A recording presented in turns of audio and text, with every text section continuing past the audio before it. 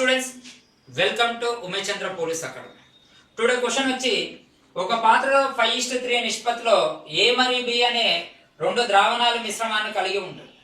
10 లీటర్ల ద్రావణాన్ని బయటికి తీసి అదే పరిమాణంలో బితో భర్తీ చేసినప్పుడు పాత్రలో ఏ మరియు బిల నిష్పత్తి 10:11 గా అవుతుంది.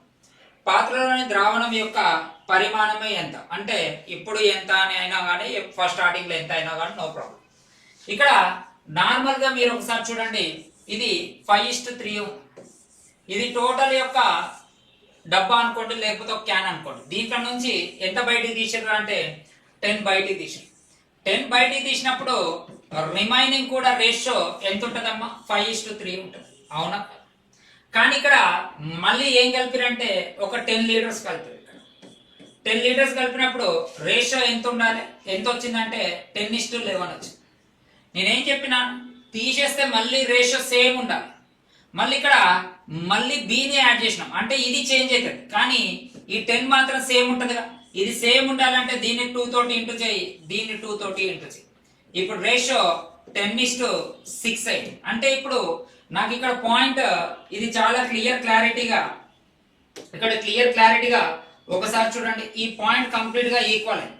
ఎన్ని పార్ట్స్ ఎక్కువైపోయినాయి? 5 పార్ట్స్ ఎక్కువైనాయి. ఈ 5 పార్ట్స్ వాల్యూ ఎంతమ్మా? 10 లీటర్స్. క్వశ్చన్ మార్క్ ఏమంటుండు? ఈ 21 పార్ట్స్ వాల్యూ ఎంత? 21 పార్ట్స్ వాల్యూ అంటే 5 1s 5 2s. సో మన ఆన్సర్ వచ్చి 42 లీటర్స్ అమ్మా. సో ఇక్కడ ఒకసారి చూడండి అమ్మా, ఏ మరియు బిల యొక్క ప్రస్తుత వయసుల నిష్పత్తి 8:50. 8 సంవత్సరాల క్రితం వారి వయసుల నిష్పత్తి 6:30. ఇప్పటి నుంచి 8 సంవత్సరాల తర్వాత ఏబీల వయసుల నిష్పత్తి ఎంత అని క్వశ్చన్ ఇచ్చింది. ఒకసారి ఇది ఏజెస్ ప్రాబ్లమ్స్ అమ్మా. చాలా మంది ప్రజెంట్ ఏజ్ కనుక్కొని దానికి అట్లా వెళ్తారు. అట్లా వెళ్లాల్సిన అవసరం లేదు. ఇక్కడ present ratio 8:15. 8 years back ratio మనకి ఎంత వచ్చిందంటే 6:13 వచ్చింది, రైట్? అలా ఎప్పటికైనా ప్రజెంట్ లో ఎంత గ్యాప్ అయితే ఉంటుందో ఫ్యూచర్ లో బ్యాక్ లో లేకపోతే పాస్ట్ లో కూడా గ్యాప్ అంతే. 8 కి 15 కి గ్యాప్ 7, 6 కి 13 కి గ్యాప్ 13.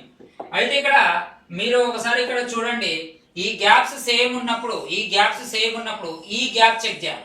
మళ్ళీ ఈ గ్యాప్ కూడా సేమ్ ఉందిగా, అంటే 2 పార్ట్స్ వాల్యూ 8 ఇయర్స్ అమ్మ.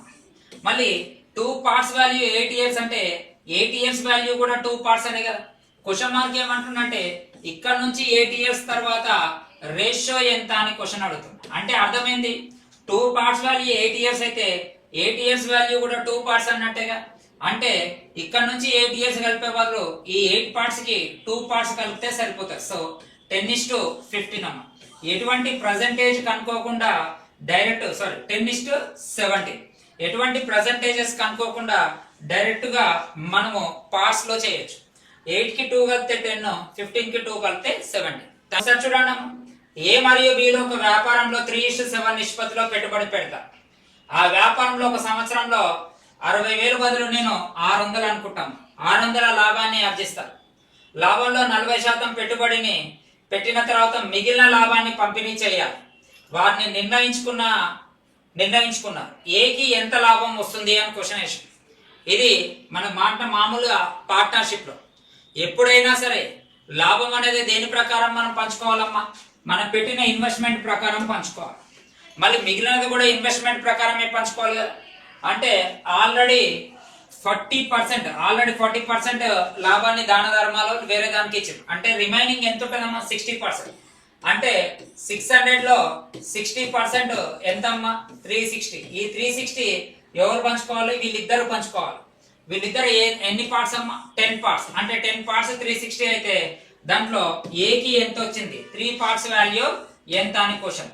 0 0 క్యాన్సల్, 36 3s 108. ఎప్పటికైనా గుర్తుపెట్టుకోండి, 1 మార్క్ క్వశ్చన్ 1 మార్క్ లాగానే చేయాలి.